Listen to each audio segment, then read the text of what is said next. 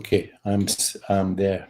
Okay, she's just gonna. Are They're, we? as soon as they're actually ready and on, I'll give you this the cue to go, and she's gonna push you live.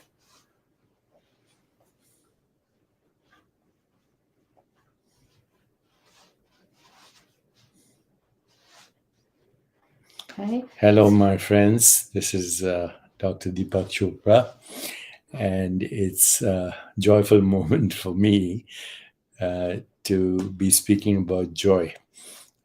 Everyone who knows me is familiar with a statement that I've made many times, and that is that joy is the only measure of success, and joy is the only measure of well being.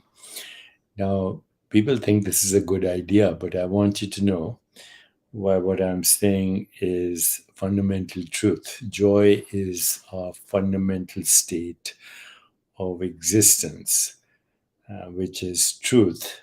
Truth means existence, awareness, and bliss, which is joy. So let's talk for a moment the difference between joy and happiness.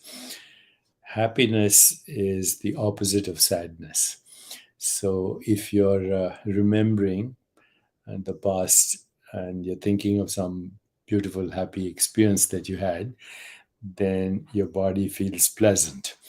If, on the other hand, you're experiencing the memory of a painful, traumatic experience, then your body feels some kind of pain or distress. So, anyone, when they close their eyes and they don't do anything, after a while they'll realize that there's a story going on in their head. And it has been a great mystery about this internal dialogue, who's talking to whom. And actually, your ego mind is talking to itself, and it is having a conversation with itself, and it never stops. This conversation goes on in sleep and in dreams and all the time. Right now, even as you're listening to me, you're analyzing what I'm saying. So the internal dialogue never stops, except maybe to some extent in deep sleep. That's why when we wake up from deep sleep, we say, that was a joyful sleep, that was a blissful sleep. So the story, the internal dialogue, is always happiness or sadness. But if you go beyond the story, behind the story, on the screen of awareness, where there is no story or there are only the seeds of story, then you feel joy. Okay, that's what happens in deep sleep as well, because there's no story going on, at least overtly. Okay, so given that, let me share with you what the different levels of existence are as they're known in the non-dual traditions. So the first level of existence is our physical body, okay, and that is referred to the body of energy and the body of matter. The body of energy is usually called prana because it's vital energy. It's energy that makes you move your hands, makes you speak. It's energy that makes you breathe. Your heart rate beats, makes your heart breathe. I mean, your heart beat and your lungs breathe. But it is also the movement of everything else that we call energy, sensory experience and motor activity, volition and awareness with attention and intention. That's the physical body, matter and energy. But then behind the physical body is something that the wisdom traditions call the subtle body. And the subtle body is Cynthia asks, how can we donate to the foundation? Just go to choprafoundation.org and we'll be very grateful. Okay, so behind the physical body is something called the subtle body. And the subtle body appears on the screen of consciousness or awareness as mind, intellect, and ego. Mind is where we experience thoughts and emotions and imagination. Intellect is our ability to discern and make choices and come up with constructs, mental constructs. And ego is our story, a personal story, or the ego's story, or what I say, the conditioned self story, which is basically comes from our identity in name and form. So this is called the subtle body. And then there's something called the causal body or the bliss body. And the bliss body has many levels too. So there's the level of personal identity as a soul, the seeds of karma, memory, and desire. But because they are in seed form, uh, this is called conditioned joy because when the seeds sprout, as when a baby grows up and assumes a conditioned self, when the seeds sprout, then the joy is conditional. Okay, so that's the joy of the soul, conditioned bliss. But then beyond the seeds of memory and desire and imagination, which means beyond the seeds of story, is unconditioned bliss, eternal, timeless, irreducible, formless awareness. And that's our essential state. We are formless awareness. And as formless awareness, we are infinite and we are spaceless and we are multidimensional, or you can say infinitely dimensional or zero dimensional. Same thing. Zero and everything is the same. So when we get to this state, which is beyond all stories, beyond all conditions, then we experience joy as our fundamental state. As I mentioned, when a baby has not been bamboozled by the conditioned mind, baby is spontaneously joyful. Why? Because it's very close to the source from where it came, and it's fresh, and it has not been contaminated by all kinds of constructs. You know, the need for validation: who's superior, who's inferior, what are you afraid of, what are you not afraid of, who's above you, who's beneath you. This is fundamental joy, and it's the joy of a baby. Curiosity, wonder, risk taking, calculated risks, being perpetually surprised, and being spontaneously full of empathy, compassion, love, and bliss. Blissful babies. We talk about babies as blissful. Can we return to this state of innocence? Yes, we can. And the way we do is we trace every experience to its source. So every experience is either a sense perception, or it is an image in our consciousness, what we call imagination, or it is a thought, or it is a feeling. But these are fluctuations of the fundamental state of innocence. These are fluctuations of the fundamental state of innocence. They're also called Shaktis. Shakti is divine feminine that fluctuates from the level of pure being as experience that we call body, mind, and the universe.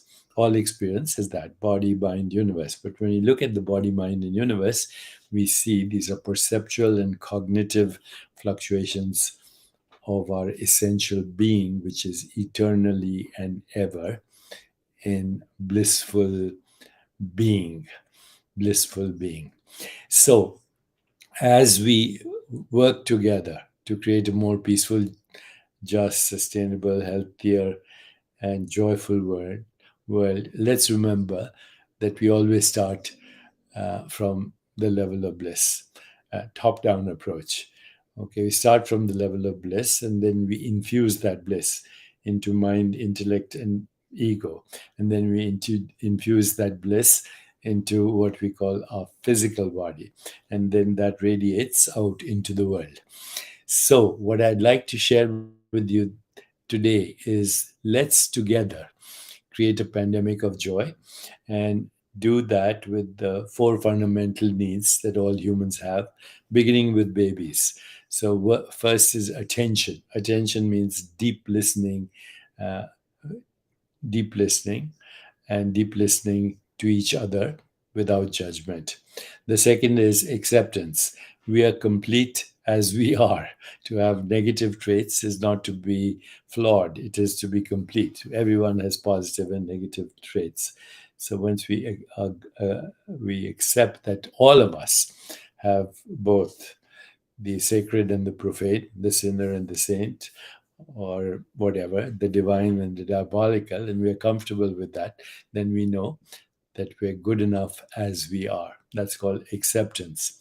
Appreciation is noticing with gratitude that each one of us is unique as we are. And therefore, each one of us is a gift. And therefore, appreciation also means gratitude.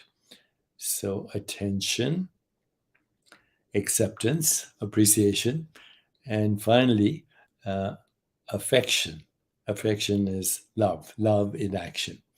So, today, what all of us are doing is making a commitment that we will stay joyful, we will be the change we want to see in the world, and we will infuse our fundamental nature of blissful being into every thought and every feeling and every image in our consciousness, and every action as well. So we'll infuse that into our subtle body.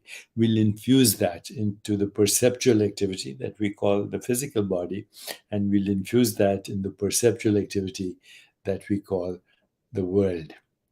So Joshua has been saying that bliss is not part of psychology. Yeah, psychology only deals with mental problems. It doesn't deal with mental well-being in general. And psychology at the moment is devoid of the fundamental understanding that the mind is not our identity. It's joy that's our identity. It's awareness that is our identity. So, Puneet, you must have come late because I already addressed the difference between joy and happiness. But I'll answer your question very quickly. Happiness is for a reason, and joy is fundamental. You don't need a reason to be joyful. Hope Kalman says, Happy birthday. What is that? Birthday is a construct, a human construct based on false identity. So I don't celebrate things like birthdays and death anniversaries because, as formless awareness, we are never born and never gone. Okay, so this is my basic message to everyone. And now uh, we need to take action. And that action is love.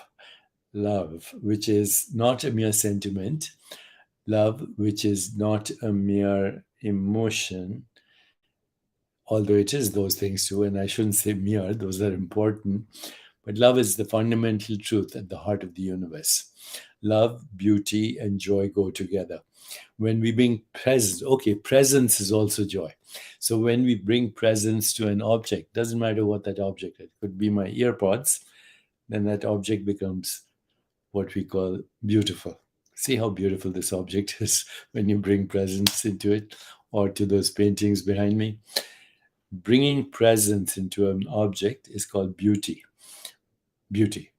And then bringing presence to a sentient being, a pet, a dog, a cat, even a tree, or another human being, actually is love. Beauty and love and joy go together. And in Sanskrit, these are called Satyam, Shivam, Sundaram. Satyam, Shivam, Sundaram. Satyam means truth. And what is truth? Fundamental reality, that we exist. Shivam, pure awareness, without which there is no experience. And Sundaram, beauty. love and joy. Okay. Satyam Shivam Sundaram, also called Sat Chit Ananda. Okay, Sat Chit Ananda. Sat means the truth of existence, Chit, pure awareness. Now, while I'm speaking about pure awareness, let me tell you, pure awareness is um, not contaminated by any experience. Even if it has the experience, it is not blemished by any experience. Pure awareness is always infinite possibilities. So imagine you have infinite possibilities between every thought, every breath, every intention, every image, every sensation, infinite possibilities. So pure awareness is always in the realm of infinite possibility. Just knowing that, you should feel joyful. Pure awareness is also infinitely creative. It is creative intelligence that orchestrates the diversity of entangled activities in your body. Have you ever wondered how a human body can think thoughts, play a piano, kill germs, remove toxins, make a baby all at the same time while tracking the movement of stars and planets as its own biological rhythms? Just knowing this, that your body is doing trillions of things um, all simultaneously and all effortlessly. Right now, that we call that the autonomic nervous system, which is being regulated without your help. Your blood pressure is being regulated, heart rate, variability, breathing, endocrine function, without your help. That should make you feel joyful. So, creative intelligence, entanglement, infinite correlation. Infinite correlation means everything correlates with everything else, and infinite evolution and infinite creativity all go together along with unpredictability. So when we settle into the realm of the unpredictable, we unleash our creativity as well. Otherwise, life would be an algorithm. Okay, so let's return to our fundamental state. Let's spread the pandemic of joy through attention, affection, appreciation, and acceptance. So Ram says, do you believe in God? Ram, do you believe in electricity? Belief is a cover up for insecurity. So I don't use the word belief. I don't have to ask you to believe in electricity or gravity or um, or anything that can be proved experimentally. So when we understand consciousness, then we don't need to use belief. Belief is all that belief is a need that comes from insecurity. Okay. Faith, on the other hand, is not belief. Faith is stepping into the unknown in every moment, understanding that it is unknown, it is in the unknown that we live and breathe and move. Everything that's happening right now is the unknown, and moving further into the unknown. So when we settle into the unknown and we discover that there is something called spontaneous transpersonal creativity, spontaneous transpersonal knowing, spontaneous transpersonal right action, and evolutionary choices, then we never need to believe in anything. Faith is the invisible awareness, the knowing that you are knowing and experiencing that you are the invisible, formless awareness, infinite, spaceless, timeless, that recycles as form and phenomena, that every form is a phenomenon and every phenomenon is a fluctuation of your own self, and these phenomena come and go on the screen of consciousness as clouds in the sky. And the mistake is not to identify with the clouds, but to stay as the eternal witnessing sky in which the clouds come and go, like thoughts come and go, like feelings come and go, like images come and go, like sense perceptions come and go. So, do I have faith in my being? Yes, and so should you. And what is God? God is the generator, the organizer, and the deliverer of experience, generation, organization, delivery, dissolution, and recreation. Recreation means recycling of experience through memory and desire, and then evolution of experience, and frequently creative leaps of evolution. Creative leaps of evolution, new contexts, new meanings, new relationships, or new ways of dealing with relationships, and new stories.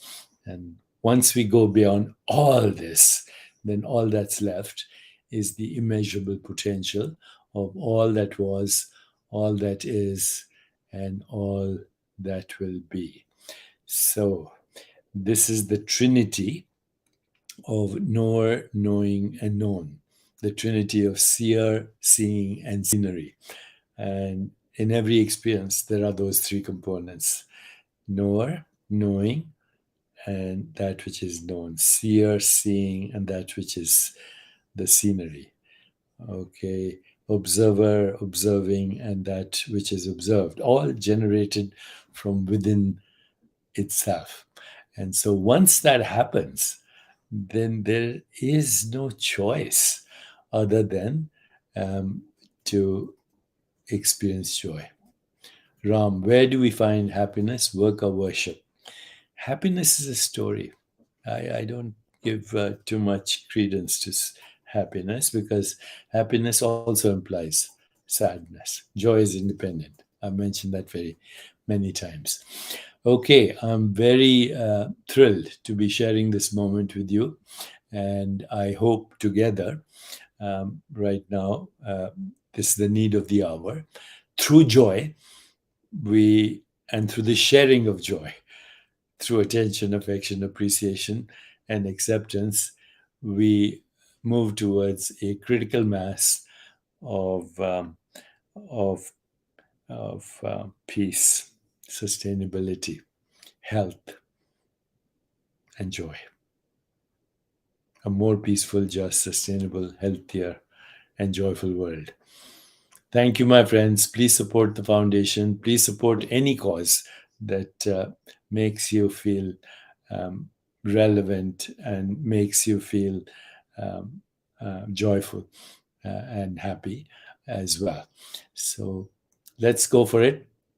And till next time, uh, wishing you and all your friends, your family, your associates, and everyone who's affected by you, wishing them all eternal, timeless joy. Thank you. Please support the joy products that are being shown here, and know that 100% of the proceeds will go towards alleviating mental distress and spreading the pandemic of joy. And your help is very vital. Thank you, and have a joyful day.